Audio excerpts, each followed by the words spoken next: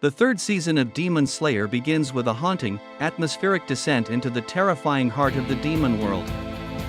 Following the unprecedented death of Jutaro and Daki in the entertainment district, the delicate balance of power that has lasted for over 100 years has finally been shattered. Sensing a crack in his eternal empire, Muzan Kibutsuji has summoned his most elite subordinates to the Infinity Castle. This realm is a masterpiece of nightmare geometry, a place where gravity has no meaning, and sliding doors lead to endless, shifting voids of dark wood and cold shadows. As the camera pans through this impossible architecture, the viewer feels a suffocating, physical pressure that seems to weigh down on the soul. The air is stagnant, unnaturally cold, and heavy with the aura of ancient, lethal monsters who have long forgotten the warmth of human emotion or the concept of mercy. Akaza, the upper rank 3, is the first to arrive, his sudden appearance marked by the sharp sound of a biwa string. His pink hair and intricate martial arts markings stand out sharply against the dark, rotating wood of the castle. His eyes, etched with the kanji for his rank, dart around with a mixture of irritation and suppressed fury. He loathes these gatherings and the rivals he is forced to face. However, his pride is quickly overshadowed by the entrance of the higher ranks. We meet Gyokko, the upper rank 5, a truly disturbing creature with mouths where his eyes should be, twisting his distorted, pale body inside porcelain vases like a grotesque work of art. Then comes Hantengu, the upper rank 4, a frail, trembling old man who personifies the very essence of cowardice and paranoia, yet hides a terrifying, splitting power that thrives on his own intense fear. The tension reaches a breaking point with the arrival of Doma, the upper rank 2. With his iridescent, rainbow-colored eyes and a permanent, hollow smile, Doma's casual cruelty is far more disturbing than Akaza's raw aggression. He treats the massacre of humans as nothing more than a playful game, showing no true remorse for his fallen comrades or the loss of their position. And finally, standing in the deepest, coldest silence of the castle, is Kokoshibo, the upper rank 1. His presence is so overwhelming, so steeped in ancient samurai tradition and cold killing intent, that the other demons dare not even look in his direction. He possesses 6 eyes that see through every muscle and weakness, a warrior who traded his soul for eternal strength centuries ago. Standing as the ultimate wall between humanity and survival, Muzan Kibutsuji appears, not as a monster, but in the form of a cold, analytical scientist working silently in his laboratory. He does not scream, he speaks with a chilling, quiet fury that vibrates through the very bones of every demon present. He mocks the upper moons for their lack of progress, their inability to find the blue spider lily, and their ultimate failure to destroy the Demon Slayer core. To Muzan, they are simply tools that have grown dull, predictable, and profoundly disappointing. The atmosphere is so tense that the fear of these invincible demons becomes palpable to the audience. After a final, violent display of hierarchy where Kokoshibo reminds Akaza of the true, insurmountable gap in their power, the upper moons are dismissed to their missions.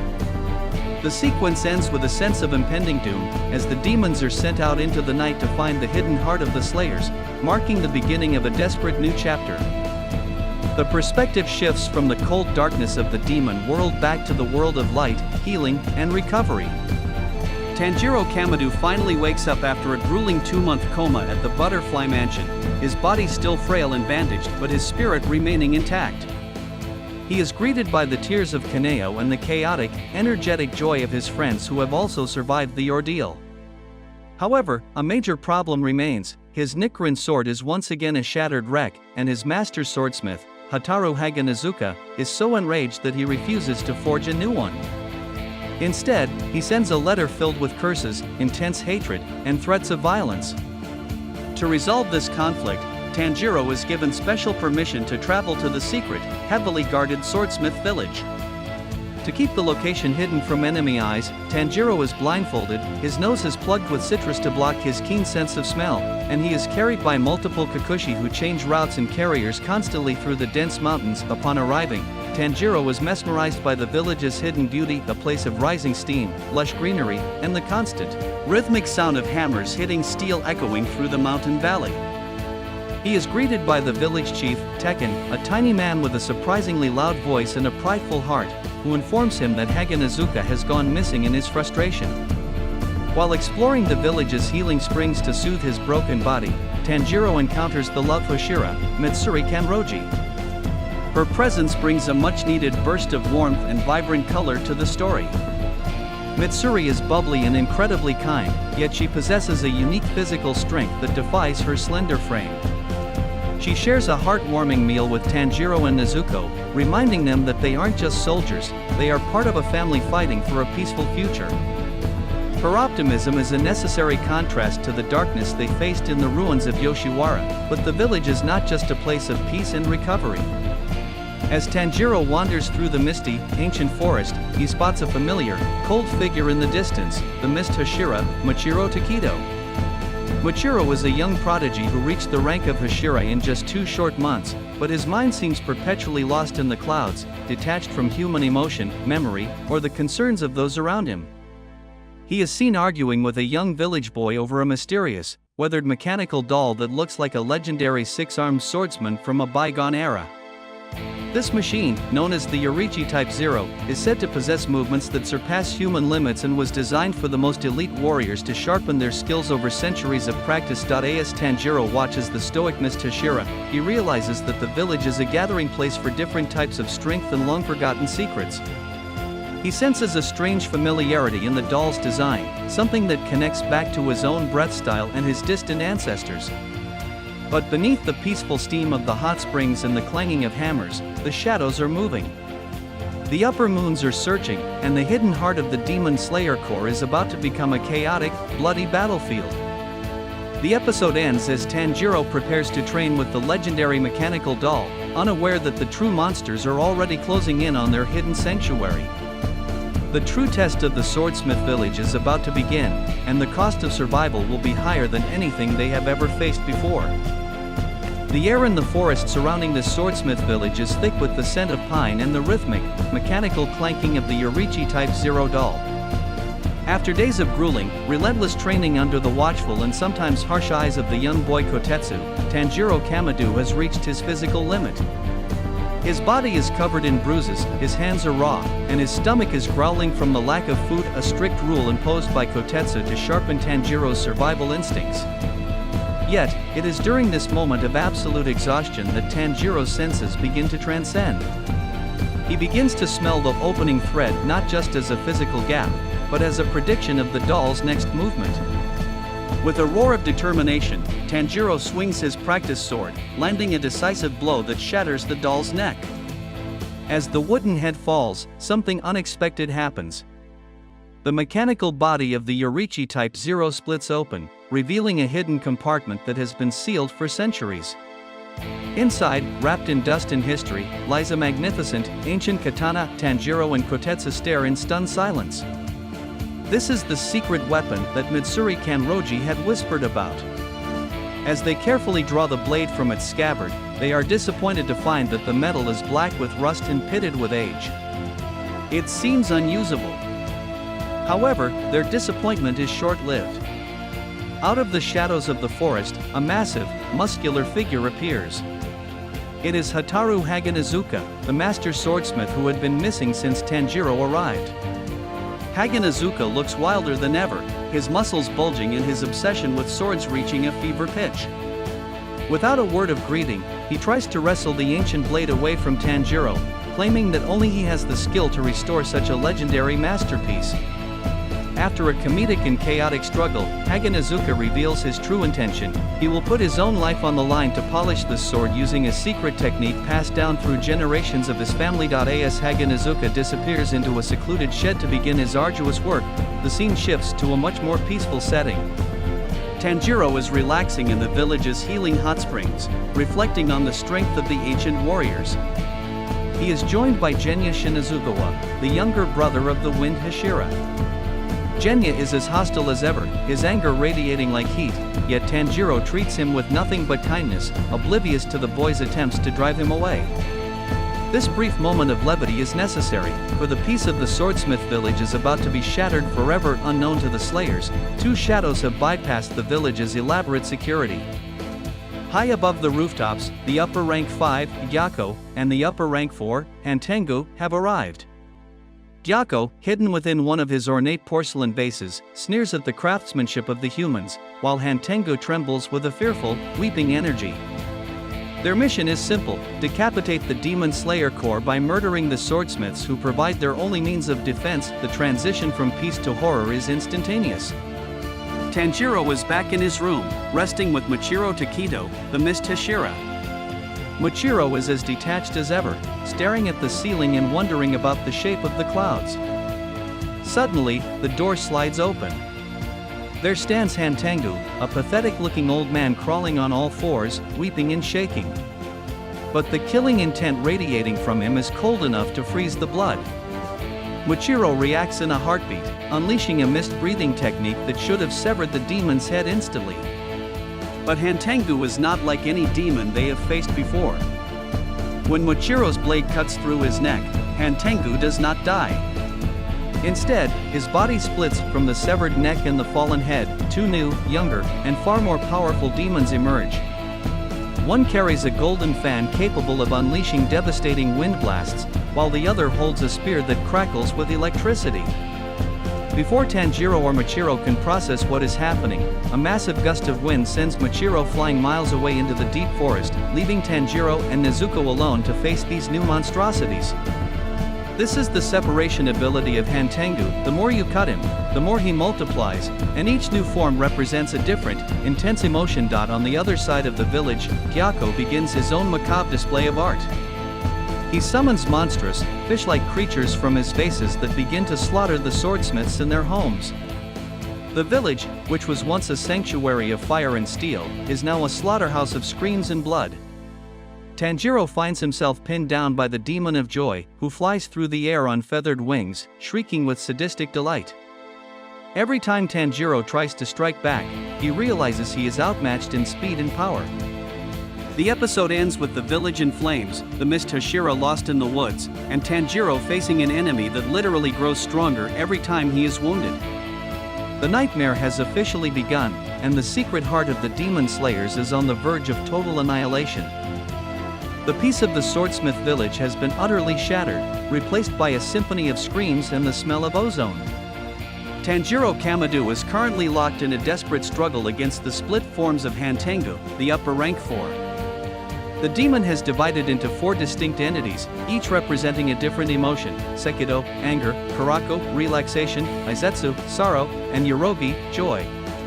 Tanjiro finds himself separated from his sister, Nezuko, and facing the winged demon Yorogi, who attacks with high-pitched sonic screams that vibrate through Tanjiro's very bones.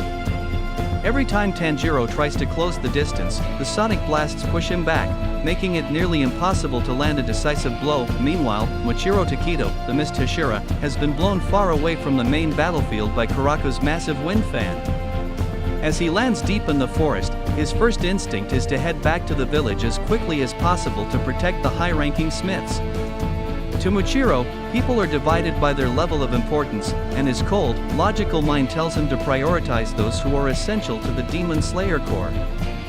However, his path is interrupted. He sees Kotetsu, the young boy who maintains the mechanical doll, being attacked by a monstrous, fish-like demon summoned by Gyokko. For a split second, Muichiro hesitates. His logical side tells him the boy is expendable and he should ignore him to save the master smiths. But then, Tanjiro's voice echoes in his mind: whatever you do for others, eventually comes back to help you too. Without fully understanding why, Muichiro moves. In a flash of mist, he decapitates the demon, saving Kotetsu. The boy is terrified and grateful, but Muichiro remains stoic, though something deep within his locked memories begins to stir. He realizes that this boy, though not a swordsmith or a Hashira, has a spirit that is worth protecting. Back at the main building, the situation is dire. Nezuko is struggling against Sekido, the demon of anger, who wields a staff that summons powerful bolts of lightning. The electricity courses through Nezuko's body, pinning her to the ground. Just as Sekido prepares to deliver a finishing blow, Genya Shinazugawa appears. But Genya is different. His eyes are dark, his teeth are jagged, and his presence feels more demonic than human. He uses a double-barreled shotgun loaded with Nichirin bullets, blowing the heads off the demons. However, as Tanjiro warned, cutting their heads only makes them stronger. Instead of dying, the demons simply regenerate, laughing at Genya's futile efforts. Genya is impaled multiple times by Azetsu's spear, yet he refuses to die, chanting sutras as blood pours from his wounds. Tanjiro, realizing that the demons cannot be killed by decapitation alone, tries to find their real body. He uses his incredible sense of smell to track the scent of the original Hantengu, but the 4 emotional clones are relentless. Yorobi's talons tear into Tanjiro's shoulders, dragging him into the sky. In a moment of sheer brilliance, Tanjiro uses the demon's own power against him, riding the sonic waves to propel himself back toward the ground. He manages to reunite with Nezuko, but they are exhausted and wounded. The lightning and wind attacks are constant, turning the building into a cage of elemental destruction. Farther away, Muichiro and Kotetsu reach the shed where Haga Nezuka is frantically polishing the ancient sword. They are intercepted by another of Gyokko's creations, a massive, multi-limbed creature that carries a pot on its back. Muichiro prepares his mist breathing, but he feels a strange sensation. For the first time in years, he feels a sense of purpose that isn't just a duty. He remembers the warmth of Tanjiro's words and the desperate look in Kotetsu's eyes. As the mist settles around him, Muichiro's eyes become sharper, more focused. He realizes that the strength to protect others is the true source of a Hashira's power. The episode ends on a cliffhanger. Tanjiro and Nezuko are trapped under the rubble of a collapsed ceiling, with the lightning demon Sekido looming over them. Genya is standing, but his body is a mess of holes and blood, looking more like a monster than a man. And in the mist, Muichiro faces a new threat as Gyokko, the upper rank 5, finally reveals himself in all his twisted glory. The village is burning, and the Slayers are being pushed to their absolute limits. The true battle for the future of the Demon Slayer Corps has only just begun. The nightmare within the Swordsmith Village has reached a fever pitch, transforming a sanctuary of craftsmanship into a chaotic battlefield of fire and blood. The air is thick with the suffocating smell of burning cedar, the sharp tang of ozone, and the coppery scent of fresh blood. Tanjiro Kamado, along with his sister Nezuko and the increasingly mysterious Genya Shinizugawa, are locked in a desperate struggle for survival against the 4 powerful clones of Hantengu, the upper rank 4. The battle is a confusing mess of lightning bolts, violent wind gusts, and deafening sonic blasts. Tanjiro is nearly paralyzed by Yorobi's shrieks, while Nezuko's skin is being scorched by Sekido's unrelenting lightning. Every time they strike down a demon, it seems to only fuel their malice. However, amidst this overwhelming darkness, a new presence arrives that shifts the very atmosphere of the forest. Mitsuri Kanroji, the love Hashira, has finally reached the heart of the village. She doesn't just arrive, she explodes onto the scene with a vibrant, pink and green aura that cuts through the gloom like a sunrise. Her weapon is a marvel of engineering, a thin, whip-like Nichirin sword that moves with a fluidity and speed that defies the laws of physics. As she encounters the massive, fish-like monsters summoned by Gyokko, she performs a breathtaking dance of destruction. Using her love-breathing techniques, she shreds the monsters into thousands of pieces in the blink of an eye, her blade whistling through the air like a deadly ribbon. Her movements are a paradoxical blend of incredible flexibility and superhuman muscle density. Despite her bubbly and sweet personality, Mitsuri is a warrior of unparalleled lethality, and her arrival gives the surviving swordsmiths a desperate glimmer of hope. Meanwhile, back at the main battle, Tanjiro is being pushed to his absolute physical and mental limit. He realizes that as long as the 4 clones exist separately, they can never truly win. He needs a way to cut all of them at once, or find the tiny, original body hidden somewhere in the chaos. In this moment of utter crisis, Nezuko does something unexpected and profound. She grips Tanjiro's black sword with her bare, bleeding hands, allowing her own demonic blood to coat the steel. Then, with a surge of her willpower, she ignites it. Her exploding blood technique turns Tanjiro's Nichirin sword into a glowing, translucent red, radiating a heat that makes the surrounding air shimmer. This is the bright red Nichirin sword, a legendary phenomenon that occurs when a blade reaches an extreme temperature, capable of inhibiting a demon's ability to regenerate. As Tanjiro holds the flaming red sword, a rush of ancestral memories that do not belong to him, floods his mind like a breaking dam. He sees a vision of a man with Hanafuda earrings, the legendary swordsman who nearly ended Muzan Kibutsuji centuries ago. The heat from the blade is immense, and Tanjiro can feel the power of the sun itself vibrating in his grip, singing through his veins. With a roar that shakes the very trees of the forest, he unleashes a new, spectacular form of the Hinakami Kagura, Dragon Sun Halo Head Dance. In a single, fluid motion that looks like a majestic dragon of fire weaving through the darkness, Tanjiro strikes. The red blade carves through the necks of 3 of Hantengu's clones simultaneously with surgical precision.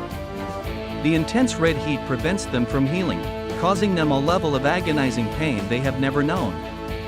It is a stunning display of growth and hidden potential. Tanjiro's mark on his forehead glows brighter than ever, looking like a living flame licking at his temple. He is no longer just a boy searching for a cure, he is becoming the true successor to the breath of the sun. However, the victory is not yet complete, and the horror is far from over. While Tanjiro deals with the clones, he looks over at Genya and sees something that chills his soul. Genya has transformed into something unrecognizable. His face is distorted and demonic, his eyes are pitch black with glowing red pupils, and he is drooling with a primal, animalistic hunger. He has been eating the flesh of the demons to temporarily gain their powers, a forbidden and dangerous technique. In this half-demon state, Genya is nearly a monster himself, but his focus remains obsessively on Hantengu. He is searching for the tiny, 5th body, the original Hantengu, who is hiding in the tall grass, weeping and trembling in a display of pathetic cowardice. The episode reaches its climax as the 2 separate battles converge. Mitsuri is busy protecting the village chief from a massive tidal wave of Gyokko's minions, her sword moving so fast it creates a blurred dome of protection. Her strength is a pillar of hope for the terrified smiths, proving why she earned her title. At the same time, far away in the forest, Muichiro Takeda remains trapped in a water prison created by Gyokko. His air is running out, his lungs are burning, and he is forced to face the fading, painful memories of his past that are slowly surfacing as death approaches. The episode ends with Tanjiro calling out to Genya, his voice desperate as he tries to bring his friend back to his senses before he loses his humanity forever. The forest is a battlefield of swirling fire and deep shadows. The bright red sword has changed the tide, but the true Hantengu is still at large, and Muichiro is on the verge of drowning on dry land. The stakes have never been higher, and the secret of the Swordsmith Village hangs by a single, glowing red thread of fate. The atmosphere in the forest surrounding the Swordsmith Village is thick with the scent of sulfur, blood, and ozone. Tanjiro Kamado, clutching his bright red Nichirin sword, stands face to face with a terrifying sight. Genya Shinazugawa has transformed into something monstrous. His eyes are pitch black with glowing red pupils, his teeth have sharpened into fangs, and his muscles bulge with demonic power after consuming the flesh of Hantengu's clones. Genya chokes Tanjiro, pinning him against a tree, screaming that he is the one who will kill the upper moon and become a Hashira. But Tanjiro doesn't fight back. Instead, he looks at Genya with eyes full of pure, unwavering kindness. "We're going to do this together, Genya," he says softly. Those words act like a bucket of cold water on Genya's madness, pulling his mind back into the painful memories he has tried so hard to bury. In a heartbreaking flashback, we see a young Genya and his older brother, Sanemi, the boy who would eventually become the Wind Hashira. They lived in a poverty-stricken home with a tiny, hard-working mother and an abusive, violent father. After their father was murdered, Sanemi and Genya vowed to protect their younger siblings and their mother at any cost. But one fateful night, tragedy struck. A monster broke into their home, slaughtering the children in the dark. Sanemi leapt out of the window to fight the creature, leaving Genya alone in a room filled with the bodies of his siblings. As dawn broke, Genya ran outside, only to find Sanemi standing over a blood-soaked corpse. In his shock and grief, Genya didn't realize that the monster was actually their mother, who had been turned into a demon. He screamed at Sanemi, calling him a murderer. He didn't know that Sanemi had just performed the ultimate sacrifice, killing the mother he loved to save his only remaining brother. That misunderstanding created a jagged, unhealing wound between them. Sanemi joined the DemonSlayer Corps with a heart of stone, while Genya, unable to use breathing styles, resorted to the forbidden act of eating demons just to catch up to his brother's back. He wanted to become a Hashira not for fame, but so he could stand before Sanemi and finally apologize. Back in the present, Genya realizes he was about to repeat his past mistakes by letting his ego and anger blind him. He looks at Tanjiro and sees a true comrade.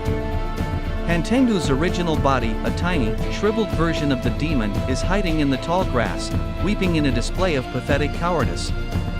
Genya tries to strike it, but the demon's neck is as hard as diamond, shattering Genya's blade instantly. Just as Sekido, the demon of anger, prepares to impale Genya from behind with a lightning-charged spear, Genya makes a choice he never thought possible, that he throws his body in front of Tanjiro, acting as a human shield. Tanjiro, finish it, he roars through the pain. I can't do it, but you can. In this moment, Genya sheds his selfishness and his obsession with rank. He chooses to trust someone else. Tanjiro, sensing Genya's resolve, surges forward with the power of the Hinakami Kagura. His red blade blazes like a miniature sun, slicing through the air with a holy intensity. He reaches the tiny Hantengu, but as his sword begins to bite into the demon's neck, the original body lets out a high-pitched, soul-piercing scream. Suddenly, a massive, terrifying new presence emerges.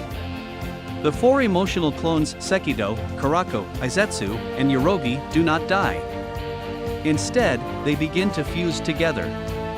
A dark, pulsating energy swirls around them, and out of the center emerges a new demon, Zohakyuten, the manifestation of hatred. He is a young, fierce-looking demon with a series of drums on his back, radiating an aura of malice far greater than the others combined. He calls the Slayers bullies for attacking a weak and small demon. His hypocrisy is immense as his power. The episode ends with Tanjiro and a heavily wounded Genya facing down this new monstrosity. The forest is vibrating with Zohakyuten's drumbeats, which summon massive wooden dragons from the earth. The bright red sword is Tanjiro's only hope, but his energy is fading. Far away, Muichiro Takedo is still struggling for his life, and the village is being overrun.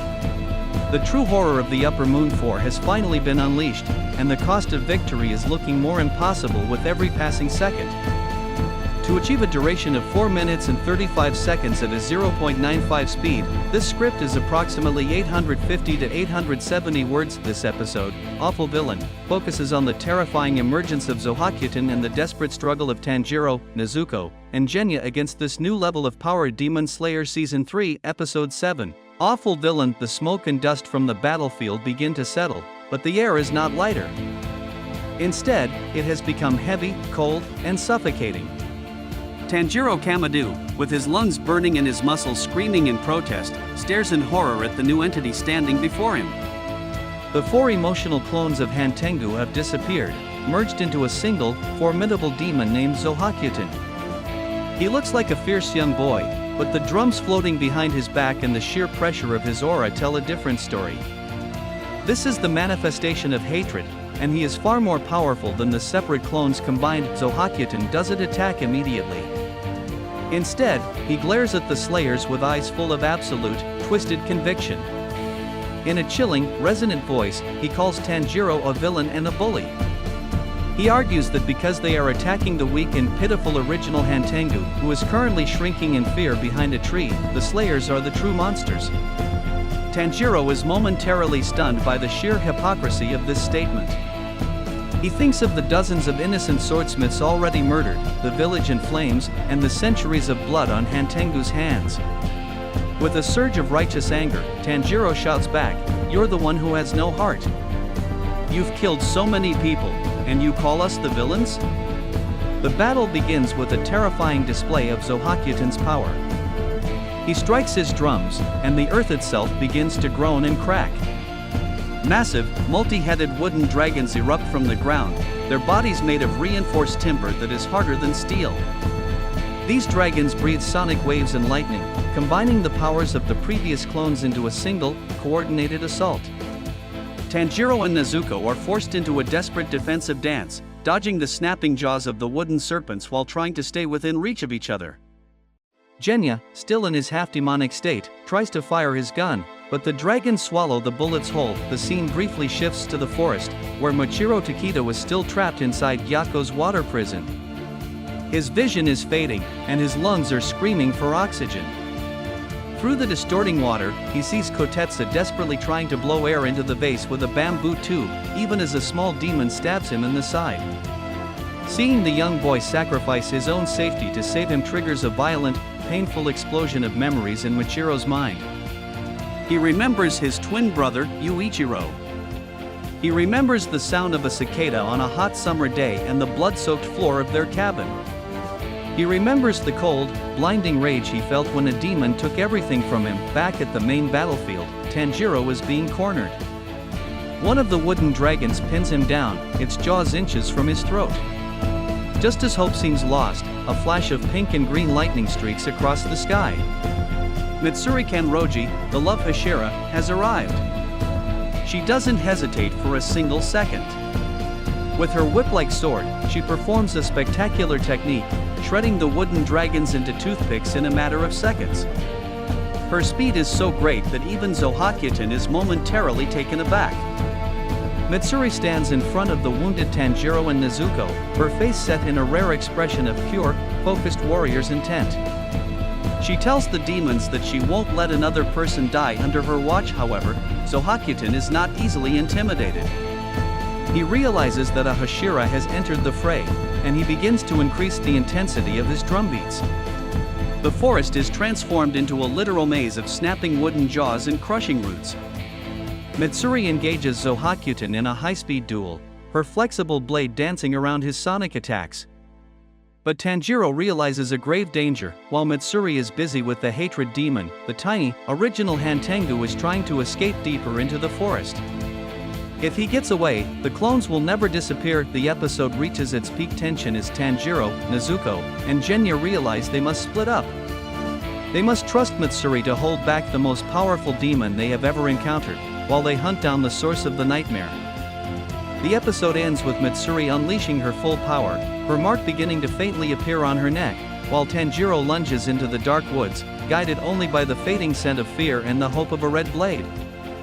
The Swordsmith Village is swallowed by darkness as the night stretches on without mercy. Flames lick the sky, houses crumble into ruins, and the sound of steel clashing against flesh echoes endlessly. What was once a hidden sanctuary for swordsmiths has become a battlefield where fear rules every corner. In the middle of this chaos, Tanjiro Kamado continues to fight, his body already pushed far beyond what it should be able to endure. Tanjiro's arms feel unbearably heavy, as if his sword weighs more than his entire body. Every swing drains the last drops of strength from his muscles. His breathing is uneven, his chest burning with pain, yet his eyes remain locked on the enemy. Standing before him are the demons born from Hantengu's power, creatures that embody hatred, rage, and cruelty. They attack without pause, without hesitation, forcing Tanjiro into a constant state of defense. As the fight drags on, Tanjiro begins to feel something far worse than physical pain. A quiet fear seeps into his heart. No matter how many times he strikes them down, the demons continue to rise again. The realization hits him hard. This battle may not be won through strength alone. For a brief moment, doubt clouds his mind.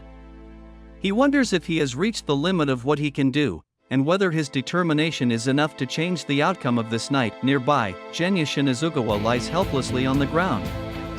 His body is riddled with injuries, and every attempt to move sends waves of agony through him. Blood stains his clothes, and his vision flickers in and out of focus.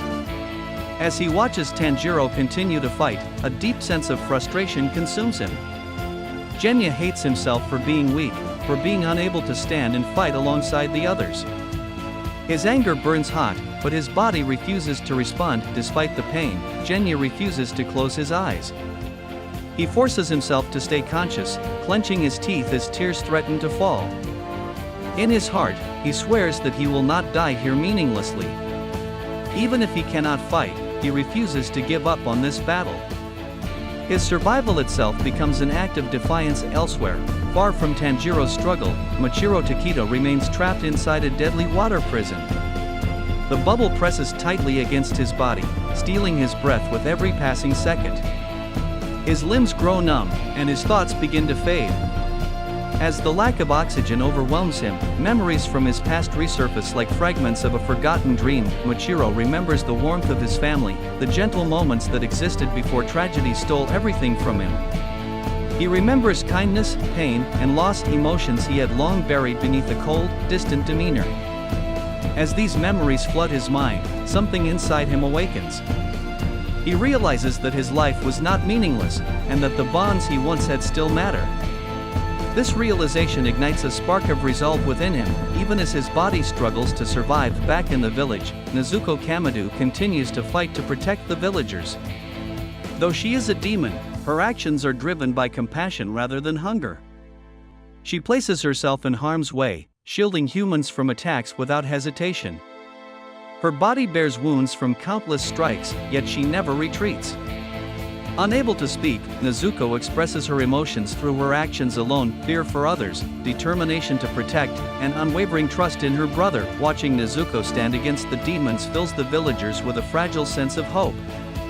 Even in the face of overwhelming terror, her presence reminds them that not all demons are monsters, and that survival is still possible. As the battle intensifies, Tanjiro feels his strength slipping away. His hands tremble violently as he grips his sword, and his vision blurs at the edges. The world around him feels distant, as if he is fighting through a haze. The temptation to collapse grows stronger with every second.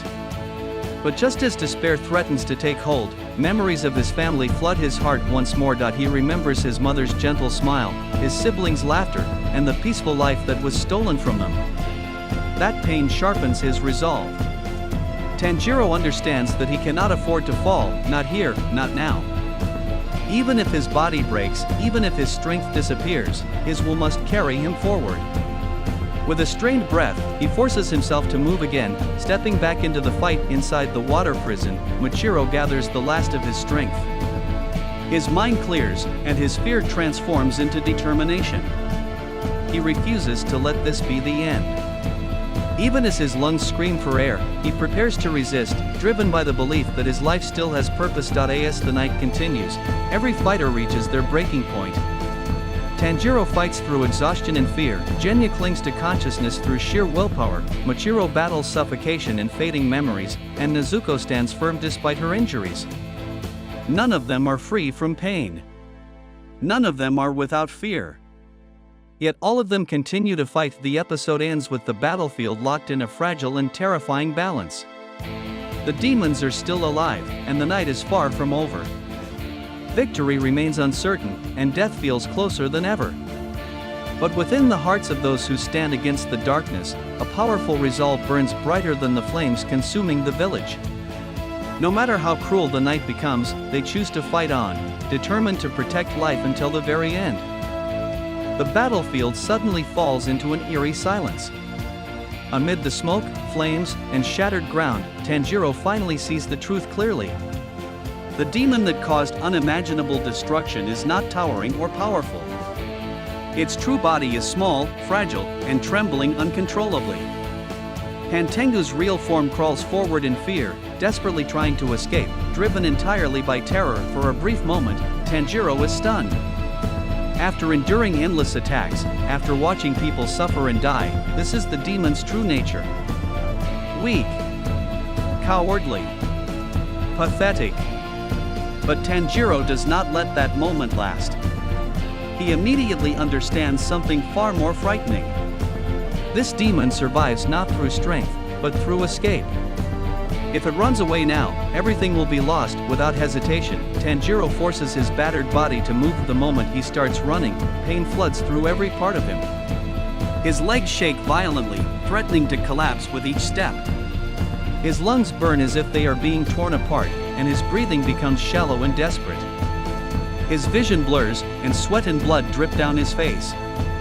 His body is screaming for him to stop, to fall, to give up, but Tanjiro does not stop. A fear tightens around his heart. Not fear of death, but fear of failure. Fear that he will be too slow. Fear that, once again, he will arrive too late to protect the people he loves. As he runs, memories crash into his mind. He remembers the warmth of his family, their gentle smiles, and the peaceful life they once shared. He remembers the night that happiness was stolen from him, and the helplessness that nearly broke him. That pain fuels his resolve. Tanjiro clenches his teeth and forces his exhausted body forward. Every step feels heavier than the last, but he refuses to slow down. He tells himself that this is the moment everything has been leading to. If he fails here, all the suffering of this night will be meaningless. Behind him, Genya struggles to follow. His body is torn and bleeding, barely responding to his will. Each movement sends sharp pain through his limbs, and his breathing is rough and uneven.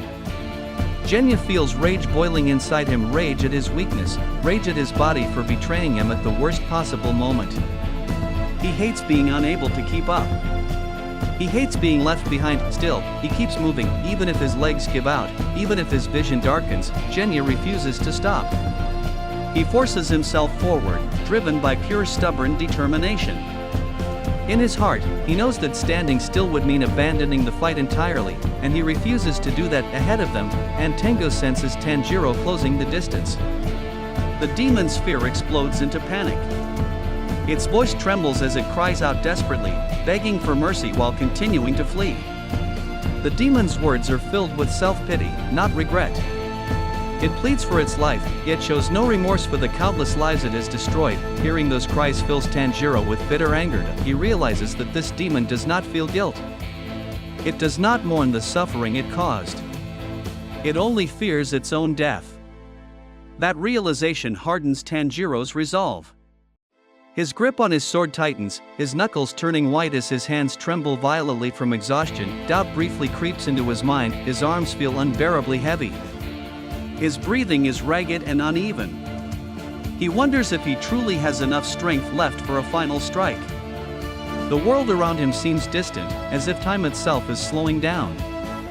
For a split second, the thought of collapsing crosses his mind. Then, his thoughts turn to Nezuko. He remembers her quiet strength. He remembers the way she has endured pain without complaint, and how she has chosen to protect humans despite being a demon herself. He remembers her unwavering trust in him. In that moment, Tanjiro understands that everything he has done, every battle he has fought, has led to this point, protecting his sister, protecting innocent lives, ending this nightmare. That realization clears his mind completely. Tanjiro gathers everything he has left. Pain, fear, exhaustion, he accepts them all. He focuses his entire being on the demon in front of him. This is the final chance. There will be no second opportunity. As the distance between them closes, Tanjiro raises his sword. His muscles scream in protest, trembling violently, but his resolve does not waver.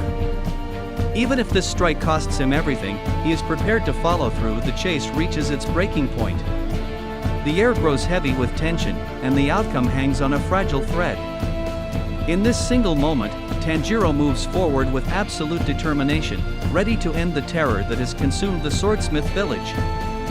The sky slowly begins to change color as night reaches its end. A faint light appears on the horizon, gentle but terrifying. Tanjiro freezes in place the moment he realizes what is about to happen. The sun is rising. And with it comes a cruel truth that tears his heart apart. In front of him stands the demon that must be killed to save the village. Behind him is Nezuko, exposed, wounded, and standing directly in the path of the sunlight. Tanjiro's mind collapses under the weight of this impossible choice. His heart pounds violently, and his body refuses to move.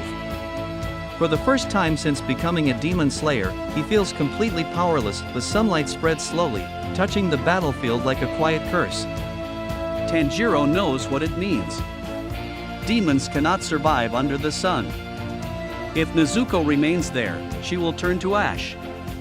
His breath becomes shaky, and panic overwhelms him.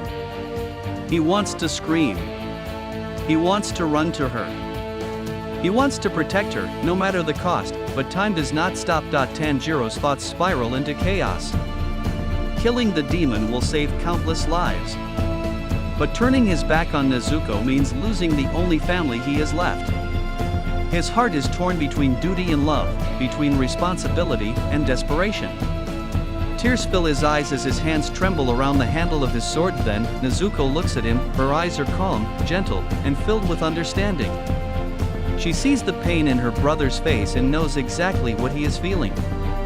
Even without words, she understands the choice before him. Slowly, she steps forward and pushes Tanjiro away from her. It is not a forceful act, but a firm decision. In that moment, Nezuko makes her choice. She chooses the lives of others over her own. She chooses to protect humans, even if it means sacrificing herself. Her expression carries sadness, but no fear. Instead, there is acceptance. And love. Tanjiro's heart shatters. He screams her name, his voice breaking as tears stream down his face. His body shakes violently, and his vision becomes blurred by despair. Every instinct inside him screams to turn back, to grab her hand, to shield her from the sun. But Nezuko stands her ground, silently telling him to go. With unbearable pain tearing through his chest, Tanjiro turns away. Each step he takes feels like betrayal. His legs feel heavy, as if the ground itself is pulling him down. He runs toward the demon, not with anger, but with grief. His sword swings are fueled by sorrow, by love, and by the promise he made to protect others. When the final blow lands, the demon is defeated, and the battle finally ends, but victory brings no joy. Tanjiro falls to his knees, screaming into the air, believing he has lost everything. His heart feels empty. The world feels silent. In his mind, Nezuko is gone. Then, something impossible happens. Behind him, Nezuko does not burn. She remains standing under the sunlight. Her body trembles, but it does not turn to ash. Slowly, she looks toward Tanjiro and smiles. It is a warm, gentle smile, filled with life and hope. Tanjiro turns back in disbelief. Shock floods his body as he realizes the truth. Nezuko has conquered the sun. Tears fall freely as relief crashes over him like a wave. His legs give out, and he collapses, overwhelmed by emotion. The impossible miracle stands before his eyes. As the sun fully rises, the long and brutal night finally comes to an end. Though the battle has taken everything from them, Tanjiro and Nezuko remain together, bound by sacrifice, love, and a future that still holds hope. The sun rises slowly over the horizon, as if the world itself is hesitant to move forward. Its light spreads gently across the sky, washing away the darkness that ruled the night. This sunrise feels different from any other. It is not just the beginning of a new day, it is the end of something long, painful, and unforgettable. Below, the Swordsmith Village lies broken, the ground is scorched and torn apart. Roofs have collapsed, walls are cracked, and wooden beams lie scattered like fallen bones. The air still smells faintly of smoke, blood, and dust. The silence feels heavy, almost sacred, as if the land itself is mourning what was lost during the night. The battle is over, but its echoes remain. Tanjiro lies on his back, staring blankly at the sky. His chest rises and falls slowly, unevenly. Each breath feels shallow, scraping painfully through his lungs. His arms are spread beside him, completely limp. His legs feel numb, distant, as though they no longer belong to him. He is awake, but every part of him is exhausted beyond words. Pain flows through his body in dull waves, not sharp, but constant. His muscles ache as if they might tear apart with even the smallest movement. His hands tremble faintly against the ground. His heart beats slowly now, heavy with exhaustion rather than fear. In his mind, fragments of the night replay again and again, the screams of villagers hiding in terror, the overwhelming power of upper-ranked demons, the unbearable moment when he had to turn away from Nezuko. That memory cuts deeper than any wound. His chest tightens. His fingers curl weakly into the dirt. Then, something changes. Not far from him, Nezuko stands beneath the sunlight. At first, she does not move at all. She stands stiffly, almost afraid to breathe. The sunlight touches her hair, her shoulders, her hands. Her body instinctively braces for pain, for burning, for death, but nothing happens. Slowly, carefully, she raises her hands and turns them over, watching the light rest gently on her skin. Her fingers tremble. Her eyes widen slightly, filled with confusion. She takes a cautious breath, then another. There is no pain, only warmth. Soft, gentle warmth spreads across her skin, unfamiliar yet comforting. For the first time since becoming a demon, the sun does not reject her existence. Nezuko's lips part slightly as she exhales. She is alive. Tanjiro senses movement and slowly turns his head. His vision is blurred, his thoughts sluggish, but when his eyes finally focus, his heart nearly stops. His breath catches painfully in his throat. Nezuko, standing in the sunlight, for a moment, his mind refuses to accept what he is seeing. Then emotion crashes over him all at once. Tears flood his eyes instantly, spilling down his cheeks without restraint. His lips tremble, and a broken sound escapes his throat, half laugh, half sob out. He whispers her name once, twice, again and again. His shoulders shake violently as relief overwhelms him. The fear that has haunted him since the night his family died finally loosens its grip. His heart feels like it might burst. Nezuko turns toward him, her eyes are calm, gentle, and filled with quiet warmth. There is no pain in them. No fear. No confusion. She does not need to speak. Her expression alone tells him everything. She is safe, she is still herself, she is still his sister around them. The village slowly begins to awaken, doors creak open cautiously.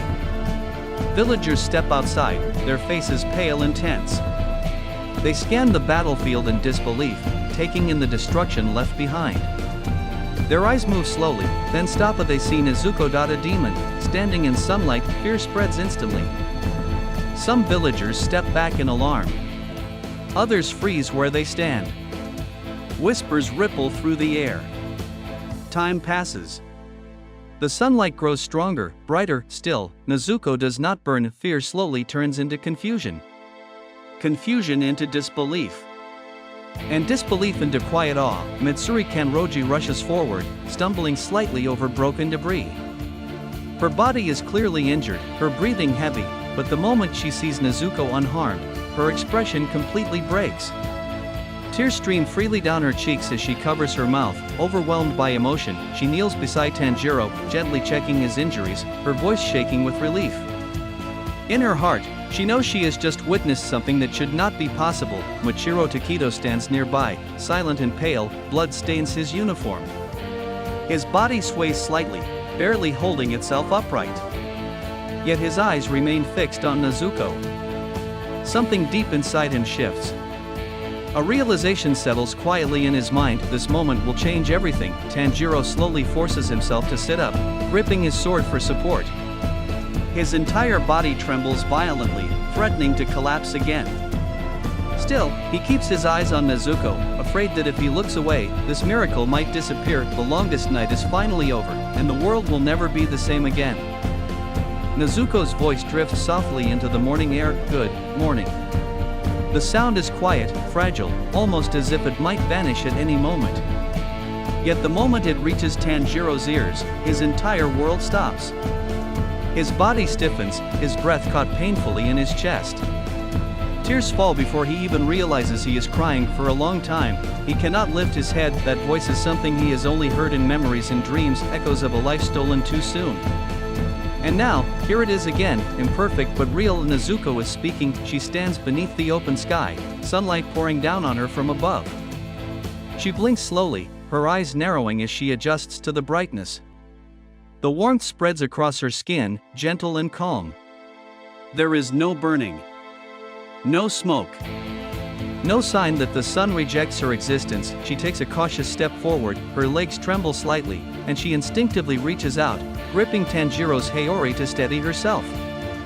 The motion is small, almost unnoticeable, but it cuts deeply into Tanjiro's heart. It is the same way she used to cling to him when she was tired or afraid, long before demons entered their lives. Tanjiro finally looks up at their eyes meet to eye. In that instant, every wall he built to stay strong crumbles. His knees give out, and he collapses to the ground, shoulders shaking as he sobs uncontrollably. He presses his forehead against the dirt, overwhelmed not by pain, but by relief so intense it feels unbearable. Nezuko gently places her hand on his shoulder. The warmth is real. It anchors him to the present, to the miracle unfolding before his eyes. His fingers curl tightly into the ground as he cries, silently thanking every force that allowed her to survive. Around them, silence spreads through the village. Survivors stand frozen, watching in disbelief. Some hold their breath. Others whisper prayers under their breath. Mitsuri presses her hands together, tears streaming freely down her cheeks as she smiles through sobs. Her heart feels painfully full, moved by a sight she never thought she would see. Muichiro slowly lowers his sword. Exhaustion washes over him, heavy and undeniable, yet his gaze remains fixed on Nezuko. He understands, even without words, that this moment will change everything. The rules that govern demons and humans have just been broken. The demon has survived the sun far away, deep within the twisted halls of the Infinity Castle. Musing Kibutsuji senses it, his body stiffens, then trembles violently as rage surges through him. The sun, his eternal enemy, has been conquered. And not by him. His fingers dig into his own flesh, nails tearing into skin that instantly regenerates. Centuries of obsession ignite into a single, burning focus. Nezuko Kamadu back in the village. Tanjiro helps Nezuko sit beneath the open sky. She looks around slowly, taking in the ruined houses, the wounded villagers, and the lingering scars of the battle. Confusion flickers across her face as fragments of memory surface. Fear, fire, screaming, blood. Her expression tightens. Everyone hurt, she says quietly. The words are broken, but the compassion behind them is unmistakable. Even after everything she has endured, her heart remains gentle. Tanjiro smiles faintly through his tears and nods. Yes. But they're alive. Because of you. The Kikuchi soon arrive, moving quickly and efficiently. Bandages are wrapped, wounds are treated, and the chaos of recovery begins. Quiet voices replace the screams of the night before. Smoke rises from cooking fires instead of destruction, signaling the fragile return of daily life. Children slowly step out from hiding, clinging to their parents. Villagers help one another clear debris. Life, wounded but persistent, begins to move forward again. Nezuko leans against Tanjiro, exhaustion finally overtaking her. Her eyes close peacefully, unafraid of the sunlight above. Tanjiro tightens his grip on her hand, feeling both relief and a heavy sense of responsibility settle within him. But he knows this calm will not last. Muzan now knows about Nezuko. Stronger enemies will come. The battles ahead will be fiercer than ever. Yet for this moment, just this moment, Tanjiro allows himself to breathe. He looks up at the sky. The blue feels deeper, clearer, almost unreal. The sun shines overhead, and for the first time since his journey began, it does not feel like a threat. It feels like hope.